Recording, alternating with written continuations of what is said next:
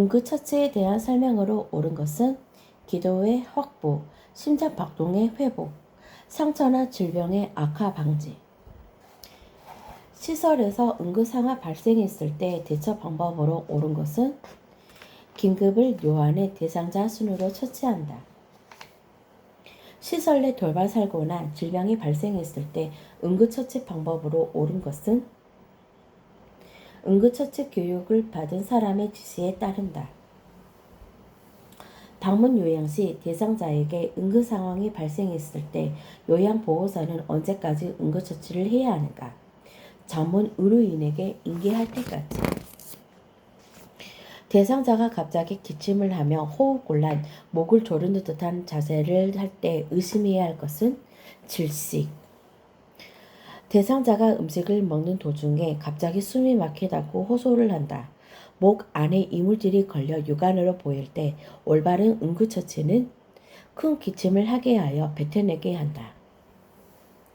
대상자가 보호자와 함께 떡을 먹다가 기도가 막혀 괴로운 표정을 지을 때 응급처치 방법은 뒤에서 주먹을 쥔 손을 감싸 배꼽과 명치 중간을 후상방으로 밀어 올린다. 음식을 급히 먹은 대상자가 목에 이물질이 걸려 갑작스러운 기침과 호흡곤란을 보이고 있다. 대처 방법으로 옳은 것은 대상자를 뒤에서 안아 상복부를 후상방으로 힘차게 밀어 올린다. 하이레이법을 적용하는 경우로 옳은 것은 이물질로 인한 질식. 대상자가 과일을 먹다가 목에 걸려 호흡곤란을 호소하며 의식을 잃고 쓰러졌다. 대처 방법은 119에 신고하고 즉시 심폐소생술을 실시한다. 질식 상태의 대상자가 지속적인 응급처치에도 불구하고 숨을 못 쉬거나 얼굴이 새파래질 때 대처 방법은 신속하게 119에 신고한다. 대상자가 뜨거운 여름날, 외출증, 체온이 높아지고 어지러움과 피로를 호소하며 의식을 잃고 쓰러졌다. 의심할 수 있는 질환은 열사병. 대상자가 갑자기 몸이 뻣뻣해지며 호흡곤란과 약간의 대소변이 새어나오는 것이 관찰될 때 예상할 수 있는 증상은 경련. 대상자가 침을 흘리며 경련을 일으킬 때 응급처치로 옳은 것은 주변에 있는 위험한 물건을 신속히 치운다. 대상자가 갑자기 침을 흘리고 경련을 일으키며 쓰러졌을 때 응급처치 방법으로 옳은 것은 대상자가 갑자기 침 흘리며 경련을 일으키고 쓰러졌을 때 응급처치로 옳은 것은 고개를 옆으로 돌려준다. 산책을 하던 대상자가 쓰러져 경련을 할 때 응급처치 방법은 옷의 단추를 풀고 옆에서 조용히 관찰한다. 대상자가 침 흘리며 경련을 일으킬 때 대처 방법으로 옳은 것은 5분 이상 발작이 계속되면 119에 신고한다. 경련성 질환이 없던 대상자가 경련을 일으키며 쓰러졌을 때 응급처치로 가장 먼저 해야 할 일은 119에 신고한다.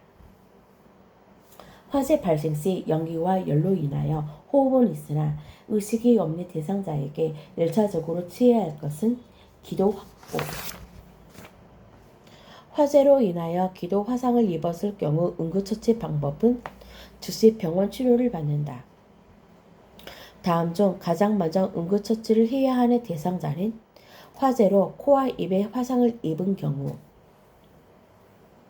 뜨거운 물에 2도 화상을 입었을 때 증상으로 옳은 것은 수포가 형성된다.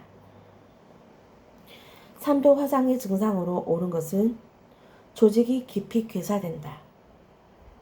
대상자가 뜨거운 물로 팔을 쏟아 화상 입었을 때 응급처치 방법은 착용하고 있는 팔찌는 빨리 뺀다. 제가 대상자의 한쪽 팔에 뜨거운 물을 쏟았을 때 응급처치로 옳은 것은 깨끗한 물수건으로 감싸준다. 대상자가 식사를 하던 중 뜨거운 국을 엎질러 다리에 화상을 입었다. 올바른 대처 방법은 옷이 벗겨지지 않으면 가위로 자른다. 다림질을 하다가 손등에 화상을 입은 경우 대처 방법으로 옳은 것은 찬물에 담근다. 대상자가 복도에서 넘어져 손목 골절이 의심될 때 응급처치로 옳은 것은 냉찜질을 해준다. 대상자가 보행 시 넘어져서 골절이 의심될 때 대처 방법으로 옳은 것은 대상자를 안정시키고 움직이지 않게 한다. 대상자가 화장실을 다녀오던 중 넘어져 다리가 골절이 됐을 때 응급처치 방법은 손상 부위를 부목으로 고정한다. 출혈이 있는 대상자의 응급처치 방법으로 옳은 것은 장갑을 낀 후 멸균과즈로 출혈 부위를 압박한다. 대상자가 날카로운 물건에 손에 베어 피가 날 때 응급처치 방법은 팔을 올려 출혈 부위를 심장보다 높게 한다. 치매 대상자가 약을 한꺼번에 많이 먹고 쓰러져 의식이 없을 때 대처 방법은 먹고 남은 약병을 챙겨서 병원에 간다. 4 내지 6분 안에 심폐소생술을 실시해야 하는 이유는 뇌의 손상을 방지하기 위해서. 호흡이 없는 대상자에게 심폐소생술을 할 때 가슴 압박을 하는 이유는 심장과 뇌로 충분한 혈액 공급. 쓰러져 있는 대상자를 발견했을 때 제일 먼저 해야 할 일은 반응 확인. 쓰러져 있는 대상자의 의식을 확인하는 방법은 어깨를 가볍게 두드려 본다. 쓰러져 있는 대상자가 반응이 없다는 것을 확인한 후 취해야 할 행동으로 옳은 것은 도움 요청. 심폐소생술 시 혈액순환을 알아보기 위한 확인해야 할 것은 맥박. 쓰러져 있는 대상자가 반응이 없으면서 정상적인 호흡이 없을 때 곧바로 시작해야 하는 것은 가슴 압박. 심폐소생술의 순서로 옳은 것은 반응 확인, 도움 요청, 가슴 압박, 기도 유지, 인공호흡. 심폐소생술 시 가슴 압박을 위한 손의 위치는 흉골 아래쪽 절반 부위. 심폐소생술 할 때 가슴 압박의 올바른 시행 방법은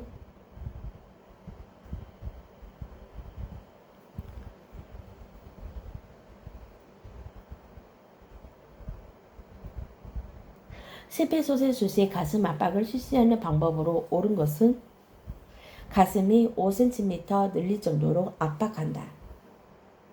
심폐소생술 시 가슴 압박을 실시하는 방법으로 옳은 것은 가슴 압박을 분당 100에서 120회 정도 속도로 실시한다. 대상자가 상체 쪽 의식을 잃고 쓰러졌을 때 심폐소생술을 실시하는 방법으로 옳은 것은 턱을 위쪽으로 당겨 기도를 개방한다.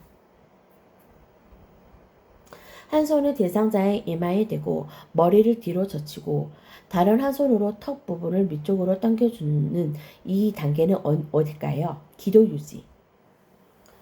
의식을 잃고 쓰러진 대상자가 정상적인 호흡을 없을 때 인공호흡하는 방법으로 옳은 것은 이마 쪽 손의 엄지손가락과 검지로 대상자 코를 막는다. 심폐소생술 시 인공호흡의 성공 여부를 확인하는 방법은 숨을 불어넣을 때 가슴이 부풀어 오르는지 확인한다. 반응이 없는 대상자에게 심폐소생술을 실시할 때 옳은 방법은 30회 후 가슴 압박 후 2번의 인공호흡을 실시한다. 요양보호사가 심폐소생술을 종료해야 할 시점은 의료진에게 인계할 때.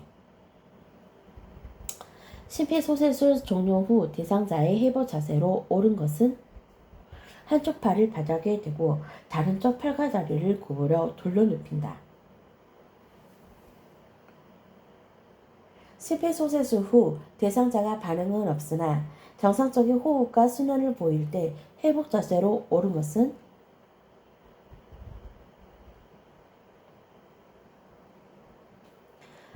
대상자의 몸 앞쪽으로 한쪽으로 팔을 바닥에 대고 다른 쪽 팔과 다리를 구부린 채로 대상자를 옆으로 돌려눕힌다. 자동 심장 충격기 사용 순서로 옳은 것은 전원켜기, 패드 부착, 심장 리듬 분석, 심장 충격 시행. 다음 중 자동 심장 충격기를 사용해야 하는 대상자는 심정지 대상자. 자동 심장 충격기 사용 시 전기 패드의 부착 위치로 옳은 것은 전구 패드를 오른쪽 빗장표 쇄골 아래와 왼쪽 중간 겨드랑이 선에 부착한다. 자동 심장 충격기를 사용하는 방법으로 옳은 것은 분석 중이라는 음성 지시가 나오면 대상자에게서 손을 뗀다. 심폐소생술을 할 때 자동 심장 충격기를 사용하는 방법으로 옳은 것은 심폐소생술 중 자동 심장 충격기가 도착하면 지체 없이 전원을 켠다.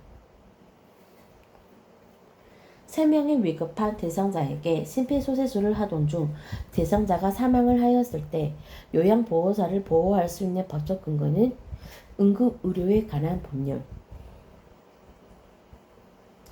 자동 심장 충격기 사용 시 심장 충격 재세동 후 지시해야 하는 것은 가슴 압박을 한다. 자동 심장 충격기 사용 방법으로 옳은 것은 심장 충격 실시 후 즉시 가슴 압박과 인공호흡을 실시한다. 자동 심장 충격기 사용 시 심장 리듬 분석은 몇 분마다 실시하는가? 2분.